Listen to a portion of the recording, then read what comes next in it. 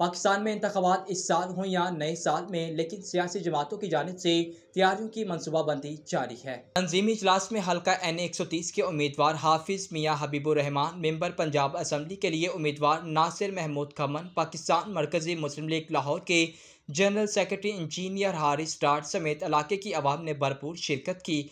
इस मौका पर मुअज़्ज़िज़ मेहमानों ने अपने ख्यालात का इजहार करते हुए कहा कि इस वक्त पाकिस्तान की सियासत सिर्फ और सिर्फ दूसरों की पगड़ियाँ उछालने की सियासत रह गई है।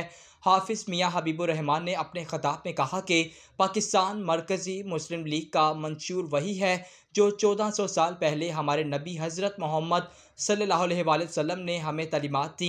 इनकी सीरत से रहनुमाई लेकर मुल्क को आगे लेकर चलना है। नासिर महमूद खमन इंजीनियर हारिस डार का कहना था कि अल्लाह ताला ने हमें वसाइल देने में कोई कमी नहीं की।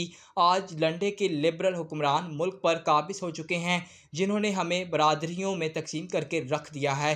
पाकिस्तान मरकज़ी मुस्लिम लीग कोई नई जमात नहीं। ये जमात किसी की मदद और वसाइल के बगैर पिछले 35 साल से अवाम की खिदमत का जज्बा लिए काम कर रही है।